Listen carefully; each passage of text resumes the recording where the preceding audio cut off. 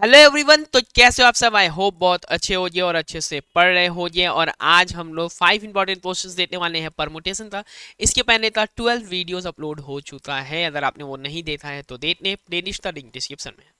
तो चलो, परमुटेशन का 5 इंपॉर्टेंट क्वेश्चंस तो अब हम स्टार्ट करते हैं। पहला है 10 PR। 10 PR जो है ना, वो कितना दिया हुआ है? 5040 दिया हुआ है। 5040 दिया हुआ है 10 PR, और आपको आर का वैल्यू निकालना है। तो आपको इतना बात तो पता है कि अगर ये 10 PR है, यानी 10 से घटता हुआ कुछ फैक्टर, हम 10 P लिखते कैसे? अगर मुझे 10 P2 लिखना है तो मैं क्या लिखूंगा? 10 × 9 लिखूंगा। मुझे 10 P3 लिखना है तो मैं क्या लिखूंगा? मैं लिखूंगा 10 × 9 × 8। मुझे 10 P4 लिखना है तो मैं क्या लिखूंगा? 10 × 9 × 8 × 7। ठीक है ना? 10 P, मुझे 10 P5 लिखना हो, 10 P5 लिखना हो, मैं क्या लिखूंगा? 10 × 9 × 8 × 7 × 6। तो इंसिडेंटली देखो, ये वाला वैल्यू यही है 5040। तो मुझे अगर 10 P4 मैं इसको लिख देता हूँ तो कुछ गड़बड़ है नहीं। तो 10 PR को मैं लिख सकता हूँ 10 P4। आपको क्या करना है? इसको फैक्टराइज करो। जानते ही हो कि भाई 10 है तो 10 आना ही है, तो पहले 10 से डिवाइड कर लो, कितना आया? इसके बाद आया 504। आप इसको फिर 9 से डिवाइड करोगे, 9 से डिवाइड करने के बाद कितना आ जाएगा? 56 आ जाएगा। आप फिर 56 को 8 से डिवाइड करोगे, कितना आ गया? 7 आ गया। क्यों भाई 9 से डिवाइड करोगे 10 के बाद? क्योंकि परमुटेशन है, तो कंटिन्यूअस नंबर्स आना है आराम से। अब आर का वैल्यू 4 लिखो और आगे बढ़ो। इधर आ जाओ। How many 3 digit numbers can be formed using the digit 1 to 9 if no digit is repeated? तो पहला बात है बाबू, 3 ऐसे डब्बा बनाओ। पहला डिजिट तो आप कितना तरीके से भर सकते हो? तो भाई 9 वे से, 1 से लेके 9 तक। दूसरे को कितने तरीके से भर सकते हो? 8 वे से, क्योंकि अब जो आ चुका है वो नहीं आएगा। Repetition is not allowed, no digit is repeated. और इसके बाद वाला कितने तरीके से? 7 तरीके से। तो 9 × 8 × 7, ये दिख गया अपने को 504। अभी कैलकुलेट किया था हमने, अभी देखा है यहाँ पे कैलकुलेशन 504। तो ये 504 ऐसा नंबर्स हो जाएगा using different digits, 3 digit number using different digits and from the digits 1 to 9। अब देखो, ये क्वेश्चन तो ऐसे भी लिखा रह सकता है, ठीक है? ये ऐसे लिखा रह सकता है या ऐसे भी लिखा रह सकता है, 2n+1 Pn+1, वो एक ही चीज हो गया। क्यों एक ही चीज हो गया? ये क्या होता है भाई? 2n+1 divided by 2n+1 - n - 1। तो खत्म ना भाई, 2n - n तो ये दिया हो क्वेश्चन में या ये दिया हो क्वेश्चन में, इसको एक ही तरीके से हम लोग करने वाले हैं। कैसे करने वाले हैं? चलो देखो। आपको देखो यहाँ पे जितना भी प्रूफ में राइट हैंड साइड में लिखा हुआ है, वो बाबू कैसा लिखा हुआ है? वो लिखा हुआ है आपका किसमें? Odd numbers. ऑड नंबर्स लिखा हुआ है। तो सबसे पहला काम जो है यहाँ 2n+1 का, इसको मैं क्या लिख सकता हूँ? 1 × 2 × 3 × 4 × 5 dot dot dot 2n - 1 2n and 2n+1। यही है ना जी 2n+1 का फैक्टोरियल। अब आगे बढ़ते हैं। 2n+1 का फैक्टोरियल है, तो हम इसको क्या करते हैं? इवन पार्ट्स को अलग और ऑड पार्ट्स को अलग रखते हैं। तो 1 × 3 × 5 × 7 dot dot dot 2n - 1 and 2n+1। और इवन वाले को एक साथ रखते हैं, 2 × 4 × 6 × 8 × 10 डॉट डॉट डॉट 2n। अब देखो, फैक्टोरियल 2n+1 है, और यहाँ देखो क्या है? 1 × 3 × 5 × 7 dot dot dot 2n - 1 2n+1। अब यहाँ ध्यान से देखना क्या करने वाले हम लोग। 2 को लिखेंगे 2 × 1, 4 को लिखेंगे 2 × 2, 6 को लिखेंगे 2 × 3, और ऐसे ही 2 × n। अब अगर अच्छे से समझो इसको, तो क्या है ये? 1 2 3 4 करते हुए n तक मल्टीप्लीकेशन हुआ है, n फैक्टोरियल है ये। यहाँ एक बार 2 है, 2 है, 2 है, ऐसे n×2 है, n×2 मल्टीप्लाई हुआ तो क्या बन गया बाबू? 2 to the power n। तो ये आ गया 1 × 3 × 5 dot dot dot 2n - 1 2n+1, और यहाँ पे है फैक्टोरियल 2n+1।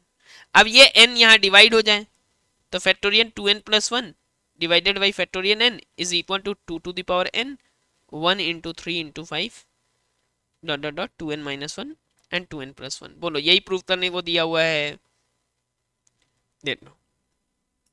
ठीक है, चलो आगे बढ़ते हैं। Find the number of ways in which 5 boys and 5 girls sit in alternatively around a round table. अब देखो राउंड टेबल में सर्कुलर परमुटेशन में अपना हो जाता है n-1। तो जब मैं कोई भी 5 बॉयज को या 5 गर्ल्स को किसी एक को मैं लेता हूं इस सर्कल में और मैं बॉयज को बैठा देता हूं, ध्यान से समझना इस चीज को।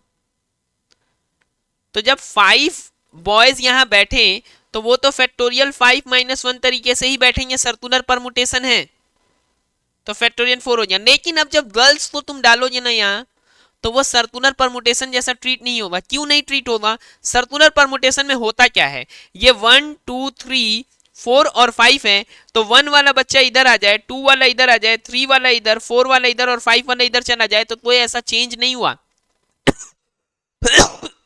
कॉरस्पॉन्डिंग कोई भी पोजीशन में कोई चेंज नहीं हुआ। तो ये सर्कुलर परमुटेशन इसी वजह से तो n-1 होता है। लेकिन अब सोचो, तुम तो ये लड़की डाल रहे हो इसके बीच में जीवन। अभी जीवन किसके किसके बीच में बैठी हुई है?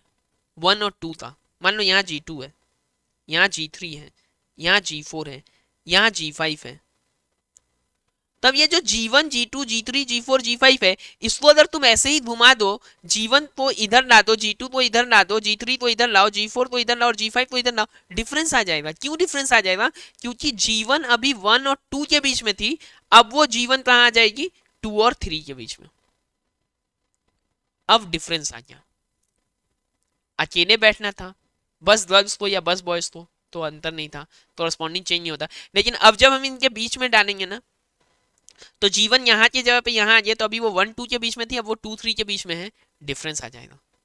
तो ये क्या हो जाएगा? अब लीनियर तरीके से काम करेगा और फैक्टोरियल 5, तो फैक्टोरियल 4 इंटू फैक्टोरियल 5, फैक्टोरियल 4 होता है 24 और फैक्टोरियल 5 होता है 120, यानी ये हो गया मेरा 24 है ना, इसको मैं 12 इंटू 2 से दे दूँ, मल्टीप्लाई करना अपना काम है, 2 8 8 आ जाएगा मल्टीप्लाई करके, यहाँ पे 0, 12 का स्क्वायर होता है 144, 144 का डबल कर लेंगे 288 और यहाँ पे हो गया। अब चलो बढ़ते हैं लास्ट क्वेश्चन की तरफ। तो अब ये लास्ट क्वेश्चन देखो, यहाँ क्या है, find the number of words with और without meaning which can be made using all the letters of the word again. तो भाई अगेन अगर हम लिखना चाहें तो कितना तरीके से लिख सकते हैं? विद और विदाउट मीनिंग, मतलब वर्ड का कोई मीनिंग होना जरूरी नहीं है। तो यहाँ ए जो है वो 2 बार है क्या? हाँ, G I और N, तो यानी ये हो गया फैक्टोरियल 5 बाई फैक्टोरियल 2, यानी कि 120/2 60 ऐसा वर्ड्स हो सकता है। लेकिन इसमें एक और क्वेश्चन पूछा, if these words are written as in a dictionary what will be the 50th word. तो आपको 50th वर्ड बताना है। देखो अभी तक का जो क्वेश्चन होता था ना उसमें पूछा जाता था कि रैंक ऑफ दिस वर्ड, अब आपको बताना है 50th रैंक पे कौन सा वर्ड होगा। तो आप देखो what will be the 50th word, तो इसके लिए सबसे पहले तो हम डिक्शनरी में कैसे स्टार्ट करेंगे, हम लोग ए से स्टार्ट करने वाले हैं। तो अगर ए से स्टार्ट करते हैं तो ए जी और आई एन, इस 4 चीज से कितना तरह का वर्ड्स बन सकता है? फैक्टोरियल 4 से। अब सर ए के बाद कौन सा आएगा अल्फाबेटिकल ऑर्डर में? जी एच आई, तो जी आएगा। जी से स्टार्ट करते हैं तो इन 4 में अब मेरे पास क्या बचा हुआ है? ए आई और एन। ध्यान से देखना, जी से अगर स्टार्ट करते हैं तो क्या बचेगा? ए आई और एन। तो अगर ए आई और एन है तो यानी ये कितना तरीका हो गया? Factorial 4 by factorial 2। अभी हम लोग हो सकता है कि हम लोग आई से भी स्टार्ट कर सकते हैं, यहाँ गिनते जाना है कौन कौन सा पोजीशन बढ़ रहा है ये, तो 12 हो गया। अभी अगर हम लोग आई से स्टार्ट करते हैं, आई से स्टार्ट करते हैं तो आई से स्टार्ट करते हैं तो आई से स्टार्ट करते हैं तो क्या होता है? देखो ध्यान से, यहाँ पे फैक्टोरियल 4 बाई फैक्टोरियल 2 कितना हो गया? 12 हो गया। अब एन से स्टार्ट होने वाला भी 12 होगा, लेकिन हमको पूरा में नहीं जाना है। तो एन से स्टार्ट करने के बाद जो पहला लेटर होगा वो ए होगा, फिर अल्फाबेटिकल ऑर्डर में दोबारा आएंगे तो यहाँ भी ए ही होगा, और इसके बाद पहले क्या आएगा? G H I J K L M N, मतलब आई पहले आता है, तो आई पहले हो गया और एन बाद में, सॉरी एन से शुरू किया ना, G H I, sorry sorry sorry, G बचा हुआ है, तो यहाँ जी है और फिर आई है। ये 49th पोजीशन पे आया, ध्यान से सुनना, ये 49th पोजीशन पे आया क्योंकि एन ए होने के बाद जी और आई है। अभी एन ए, अब क्या होगा, आई पहले आएगा और जी बाद में आएगा। ये आया अपना 50th पोजीशन पे, एन ए आई जी। 48 तक यही हो गया। सॉरी, अभी देखो एन से स्टार्ट हुआ है, पहला वाला ए, दूसरा वाला भी ए, तीसरा वाला पोजीशन, मतलब ये पहला वाला मतलब एन फिक्स होने के बाद जो पहला वाला ओरिजिनली ये क्या सेकंड लेटर जो है, ये थर्ड लेटर भी ए हो गया। फोर्थ लेटर में मेरा पहले जी आएगा और फिर आई आएगा, तो ये 49th अल्फाबेटिकल ऑर्डर में होता है डिक्शनरी में, और यहाँ पहले आई आएगा और फिर जी आएगा। समझ में आया? अब फिर कल हम लोग मिलेंगे 5 इंपॉर्टेंट क्वेश्चन किसका, कॉम्बिनेशन के साथ। और ये सीरीज अगर आपको अच्छा लग रहा हो, थोड़ा भी यूजफुल लग रहा हो, तो इसको ज़्यादा से ज़्यादा लोगों में शेयर करें और इसको लाइक करें, और चैनल को अभी तक अगर सब्सक्राइब नहीं किया तो कर लेना, अब तक करोगे। और अच्छे से रहो, पढ़ते रहो, मिलते हैं कल 5 क्वेश्चन कॉम्बिनेशन के साथ। Thank you.